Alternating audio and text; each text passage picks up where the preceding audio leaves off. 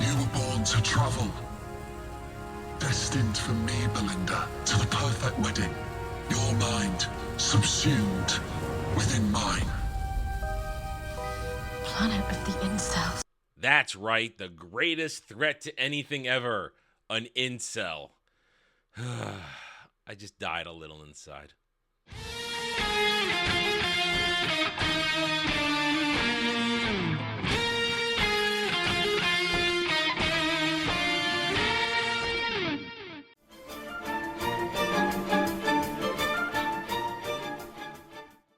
Howdy all, I'm Adam the Renaissance Nerd, and welcome to this last ride, the final journey of Ncuti Who Season 2. That's right, this show has effectively been canceled, but that doesn't mean we can't grind it into the ground and take a victory lap and basically point and laugh at all the fake Doctor Who fans who thought they had won a victory over us. In this case, nobody wins because Doctor Who is dead. R.I.P. Doctor Who. This is not the show we've loved for decades. This is nothing but Gay Man on Parade, written by angry gay man who hates the world. That's what this is.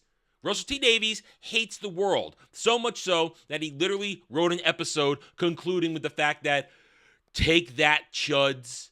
Incels are a threat to everything if they ever get control. First of all, I will say this here now. Incel, it's a made-up thing. It may have an actual definition, but it's a made-up thing.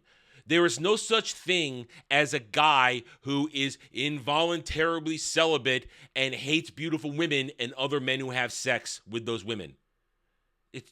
There's no such thing as that.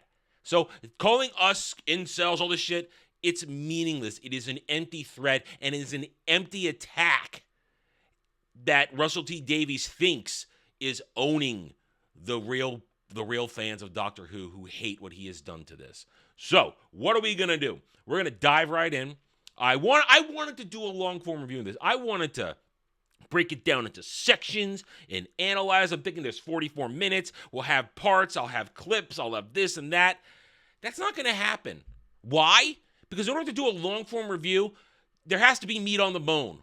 And this thing has literally nothing. The first 30, 35 minutes of this 44-minute disaster, literally really nothing happens. It's a lot of crying. It's a lot of blah, blah, blah. It's a lot of girl bossing. And there's a little crying. Don't worry, Ncuti Who cries. And that's it. We're going to call him Ncuti Who. He's not the doctor. He's Dr. Ncuti. He's Ncuti Who. None of this is Doctor Who. It has been dead for a long time. This is now the end of the ride. And we will celebrate it. We will celebrate it because they didn't get a victory. These fake fans thought they got a victory on us. Oh, we got your show. We made it gay. No.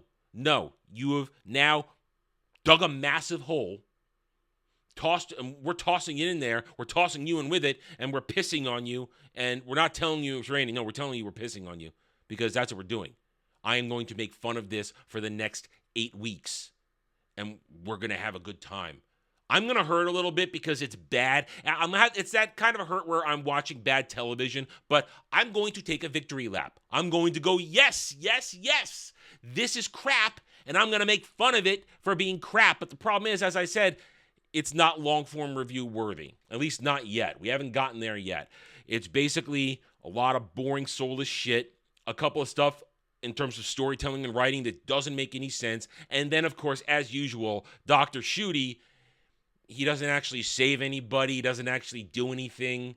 And this particular companion, Belinda, I don't have a name for her yet. Maybe it'll come to me in a moment of, stroke as my brain tries to protect me and shut down for a minute. Maybe it'll come to me, something to make fun of her. But Belinda is one of the worst people I've ever seen. I mean, and I watched some of Dr. Karen. I watched some of that. Belinda is a bitch on wheels, says some of the most horrible things to the doctor, something that no companion ever really does. Because companions are in awe of the doctor. They love the doctor. No, she is just bitch on wheels from moment one. And she is insufferable. I mean, listen, last season, at least Millie Gibson, Ruby Sunday, at least she was a pleasant character. She may have ended up being a nothing burger in terms of a story and a plot, but at least she was pleasant and also pleasant to look at. Honk, honk. Either way, Belinda is terrible. Shooty Who is ineffective. And we are going to dive right in. I'll stop along the way, give you my thoughts on the crap that doesn't make sense. And hopefully, I haven't gone gray by the end of this. Right, here we go. We begin 17 years before the events of this episode, where you've got Belinda and some dude named Al. They're sitting on a bench looking at the stars, and it's her birthday, and I knew where this was going to go right away, because as he's complimenting her, he's talking about the stars, this and that, and he says, well, women can't do math. And I thought, oh, here we go. This guy, he's just setting the stage for the whole theme of this episode, men denigrating women. And I honestly didn't see the twist coming at the end. Maybe that's because my brain was protecting me with mini strokes the whole time, and I was just trying to not pay attention. But I didn't see it. But this dude, he belittles her, but gives her a birthday present, trying to tell her what to do at every second. Coercive control is the thing that is the theme of this episode. It's mentioned only once at the end, but that's the thing. His thing is that he's coercive control. He wants to tell her how to do everything. You get more of it at the very end, but he gives her a present. It turns out he bought her a star, had it named after her, Miss Belinda Chandra. I don't like being called Miss. Are you married? Well, no. Well, then Miss works. The dialogue, it's beautiful. And then it seems like she likes it, and they're staring up the stars. It's beautiful. And then we skip forward 17 years, and we have to see that Belinda is now a very accomplished nurse in a hospital in England. And I'm going to say to our friends in England, I know your hospitals don't run like this because they don't actually take care of your patients there, because that's how that system works. They wait in line. They're not getting taken care of. But she's walking around taking care of people and showing us how great she is. Oh, I'm doing all the work that nobody else does. I'm taking the extra care because the doctors don't pay attention. But she works herself to the bone. She goes home to a shared house where her roommates don't respect her. They yell at her. They blame her for stuff. But it doesn't matter. They're white. She's brown. And that's all that matters. They don't actually come out and say it, but you know that that's the thing. Because remember, this whole season is about, it's a non-white TARDIS. The retardis. I'm sorry. We're calling it the retardis because this isn't even the real TARDIS.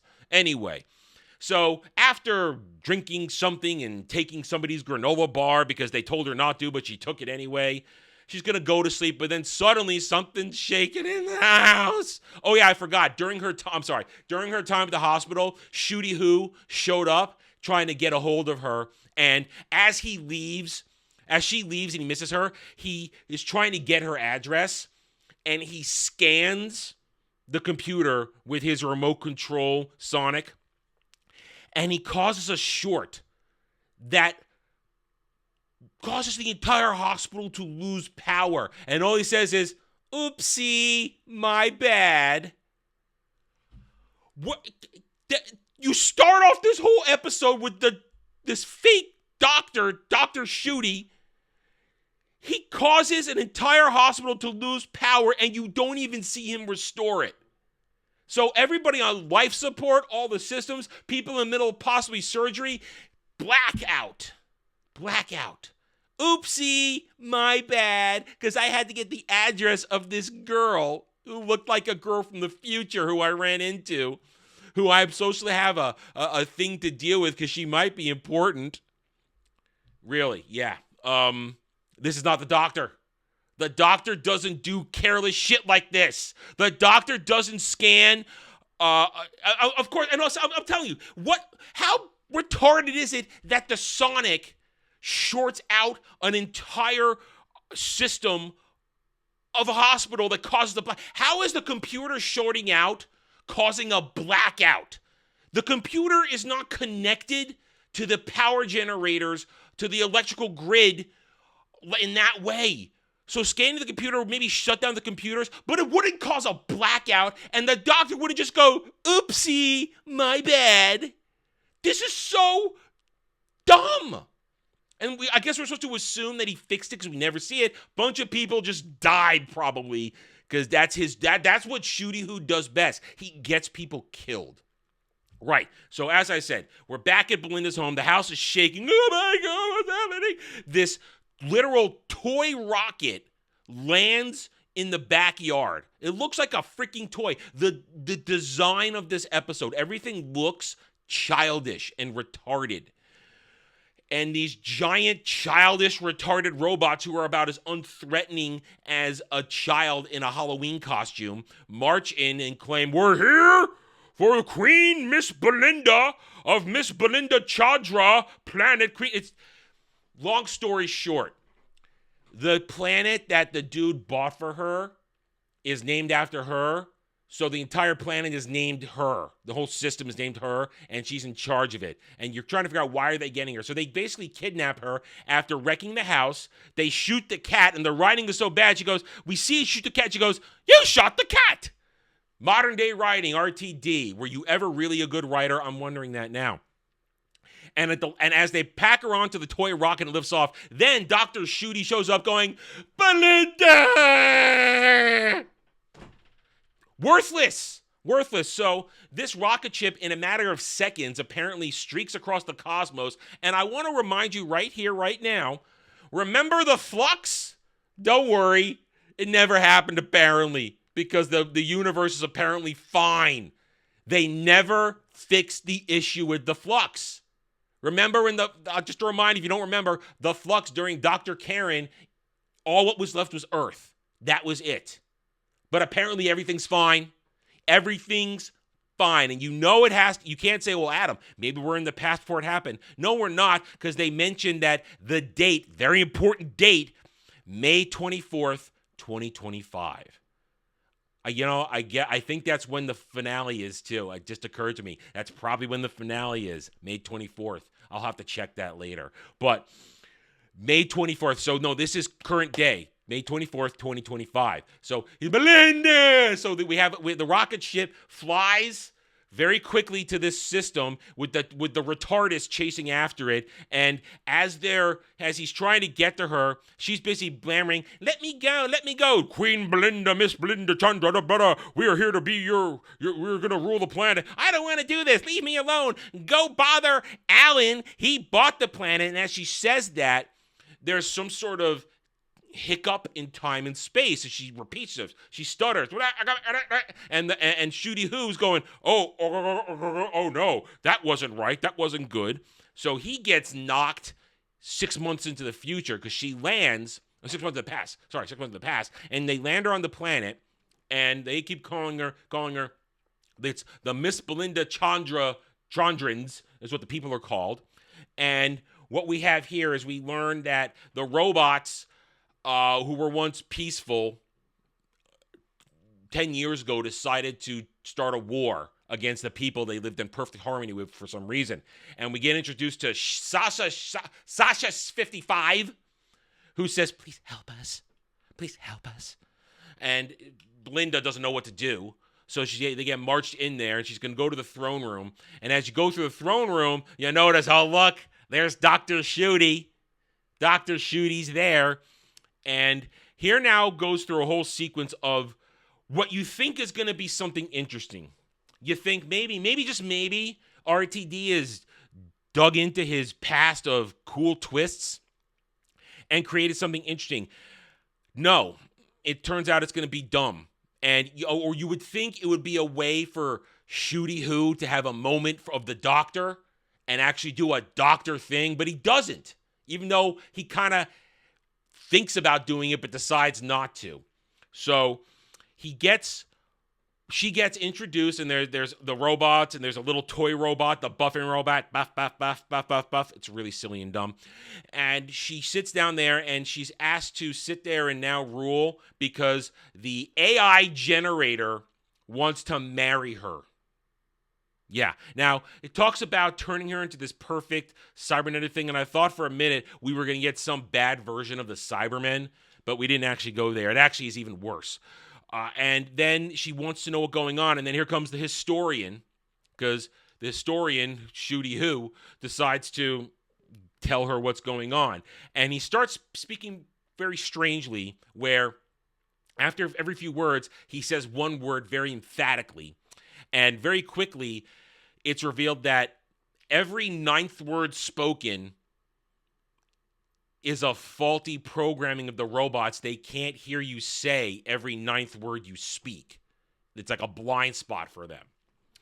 So they have a conversation that she needs to now get ready because the human resistance is going to save her. And then the human resistance springs into action because everybody in the room is resistance. And the fight breaks out. And what do you think happens? People die. And Ncuti Doctor Who does nothing. Ncuti Who does nothing. Well, as they're running away, Sasha 55 has a moment where he says, Doctor, it's everything you said it would be. It's grand. We're going to get out of here and you're going to take me on adventures. And he goes, that's right, Sasha. We're going to be great together. We spent the past 6 months of a backstory you're never going to see, getting to know each other, and I'm going to show you the universe. And then she dies. She dies in obvious, blatant fashion. And when we're down there, 17 minutes in, now mind you, if the 17 minutes in here, Ncuti Who has only been on screen for maybe about a total of 5 minutes, really. And as you would expect, because what would it be? It wouldn't be Dr. Ncuti if he didn't cry. 17 minutes in, here comes the tears. Oh no, somebody died. So Ncuti Who has his cry moment, and Belinda, who has been belligerent. Oh, we go. We're going to just call her belligerent. There we go. I knew it would come to me. Belligerent. Belligerent starts to lecture him about everything at this point. As we need to go and do this, why are you doing this? Why are we doing this? Why is everything going on? It's not my fault. I didn't want to do this, blah, blah, blah. And they escape with some of the other resistance fighters to their base below the palace. And she starts to try and help people because she's a nurse while yelling at him. And we get about now 10 to 15 minutes of boring.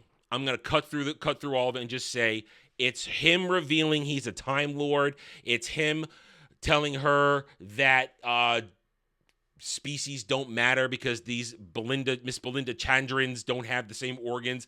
And then she gets to tell him off about how nurses do everything and doctors do nothing. Call me the nurse if you're the doctor. And then at one point in there, he had turned off the little buffing robot that come with them because after everybody yells at her, what does she do?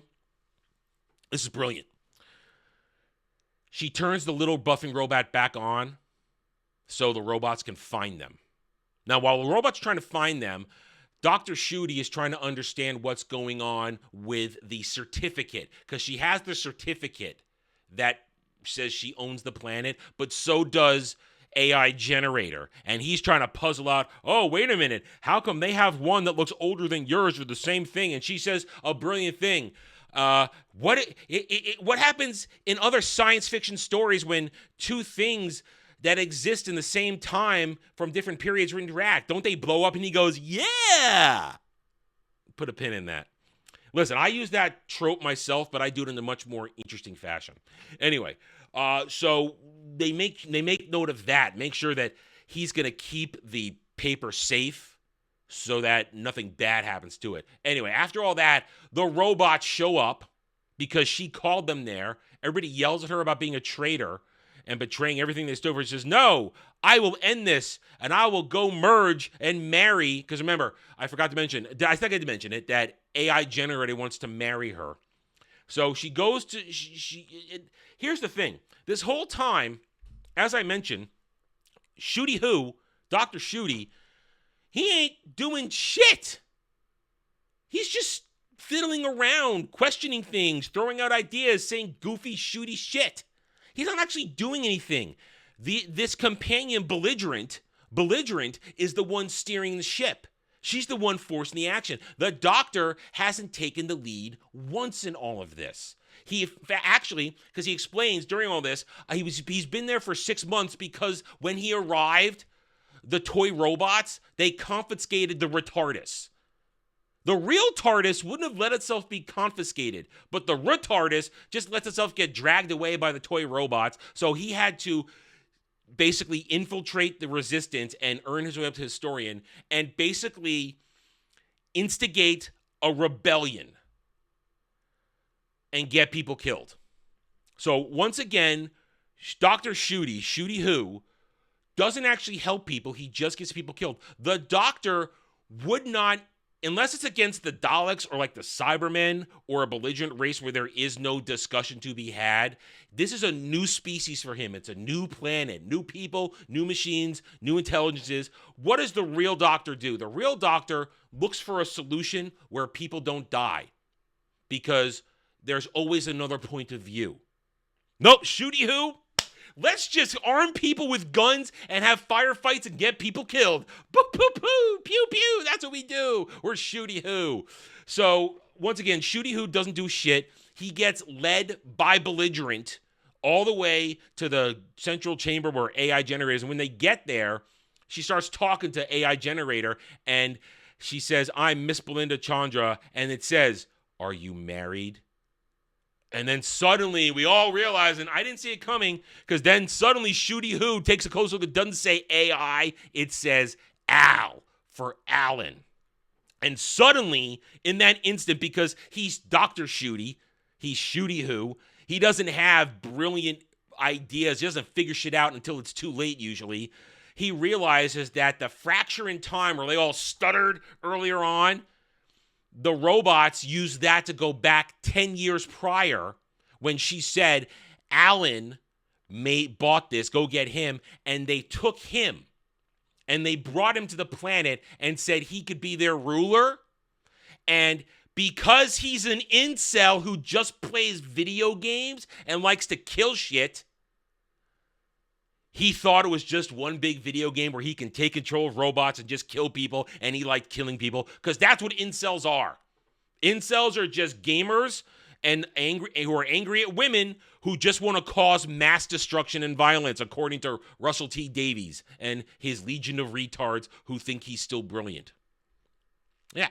So what he did was become this cybernetic guy who's melded this, and his whole plan was to bring her there so he could marry her and basically absorb her consciousness and make her do his bidding. Because now we get the flashbacks of where he was constantly always telling her what to do. Coercive, whatever the hell I call it. I forget what it was. Coercive, whatever. He wants her to bend the knee to him. And that's when she basically says, it's Planet of the Incels. Your coercive corruption or compelling, whatever it is, that's horrible. You've turned it into complete control. Oh my God, Planet of the Incels. It's just one motherfucker who thinks it's a video game and wants to kill people and wants her to bend the knee to him. And in that moment, you think Shooty Who might have a brilliant idea. I'm going to save everybody by finding out that the every ninth word thing was not a faulty thing, but it was Alan crying out for help, that he was in pain, that he was sorry for what he did. Nope. 2 seconds later, no, I must destroy everything. I must consume belligerent, and she must be mine. And Dr. Shooty doesn't do a damn thing to help him. Instead, he notices that he's holding the paper, and he drops the paper, and the buffer robot picks it up and gives it to Belinda in front of everybody. This is how dumb this is. It literally scoops up the paper. She bends over. She picks it up. None of the toy robots, Al doesn't do anything. Belligerent picks it up and just walks forward to touch it, saying, I will be your married subservient wife, so she could touch a thing and cause the explosion of time and things can't being in the same place at the same time. And what happens is they start to go through their flashing lives, and then Dr. Shooty rushes forward, and because he's a Time Lord, because he's not, he's just the beautiful black baby that once fell off the cliff and got reincarnated over and over again. He's not really Time Lord, according to this bullshit. Grabs her and absorbs, according to the explanation, absorbs the backlash of time temporal energy And in the meantime, he sees her entire life and he realizes they have such a connection and he has to go on adventures with her and do stuff and blah, blah, blah. And in that instant also, they're fine because he was holding on to her. They're fine. But Alan disappears from his contraption and like, where's Alan? And he looks down and goes, oh, there he is. He's just a sperm and an egg, microscopic on the ground. And then the buffer bot comes over and cleans him up and kills him.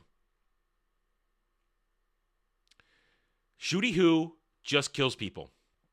He doesn't help. He just kills people. The real Doctor would have had an arc here where he helped Alan see the problems that he did, and there would have been a deal made. No, kill him. He's dead. And after he's dead, he goes, oh, well. He literally just goes, oh, well, okay. He died. So what? Let's go on an adventure, belligerent. And now everybody's happy, and they're going to rename the Citadel after Sasha 55, and the robots are going to rebuild reparations. And now they try to get you with some nostalgia where belligerent's going to go inside the TARDIS and do the whole bigger on the inside bit, but it lacks zero charm. There's no charm, no excitement you feel when a companion first gets the bigger on the inside moment. Not there at all. So once they're inside, he tries to explain to her how he met her descendant 3,000 years later. Remember Monday? And I love this part because I think to myself, yeah, I met your descendant who's the last of your line. Because remember Monday died. So Monday is the end of her line. Okay? That's it. She's done. So he doesn't tell her, yeah, I met your descendant who I let die. Because that's what I do. I get people killed because I'm Dr. Ncuti Who. No, he just says, I've seen your brilliant span of your entire line and we're going to go on adventures together. But you know what she says? No. She says, no. I want to go home. You scanned my DNA without my consent. I don't want to go on your adventures. I'm not one of your adventures. I want you to take me home right now. You do it. He goes, Okay, I'm Ncuti Who. I'm just going to bend the knee. I'm not going to try and broaden this belligerent bitch's perspective. I'm just going to go, okay, belligerent. So he tries to do it, but they keep getting repelled from May 24th, 2025, halfway there. So now the whole theme of the season is get her home. Get her home so she can go back to work in her life that she clearly hated. So usually a companion who has a problem like that wants to go away and broaden their lives and get a new perspective of everything and learn something if they don't die along the way, because companions do sometimes die. The Doctor does his best not to let them die, but sometimes they do die. But they learn stuff. They grow to the point where they don't need the Doctor. But no, she's just take me home. But hey, why aren't you taking me home? We're going to have to go the long way around. So as he starts to take the long way around, we zoom out and we see remnants, which makes no freaking sense. You see monuments, famous monuments of Earth floating in space. The Statue of Liberty, the Eiffel Tower. Yeah, that makes no sense that those items are right there floating. Clearly, on May 24th, 2025, the Earth has been destroyed because of belligerent or something she's connected to. And now we got to spend the next 7 weeks going around the long way to get her home. That's it. I think I forgot to mention the way that the old woman from last season reappeared. We'll talk more about that on Who Cares Reviews, but that's it. That's it. So, the adventures of Dr. Ncuti and Belligerent. Are we ready? Are we excited? Are you ready to watch me in pain? Because it's going to be fun. We are done for now, though, so thank you for watching this review. I've pretty much spoken about everything that I wanted to. If you want further discussion, join me, Dermy Wormy, and Jed the Hollywood Scholar every Monday night for the next 7 weeks for Doctor Who Cares Reviews at either 8:30 or 9. We'll see how it goes. We're going to fudge schedule. It might not be this week because Jed's out of town and Dermy's going to be out of town. So we're going to try and make it work. If it doesn't, we'll be back for episode 2 the following week. So thank you, everybody. If you had a good time, hit that like button, subscribe to the channel, and we'll see you next time. Until then, take it easy. Thanks for watching, everyone. If you enjoyed the video, hit that like button, subscribe to the channel. Check out my gaming channel at Renaissance Nerd Arcade, and follow me on X Twitter under @TheRedNerd. Thanks again for watching. Take it easy.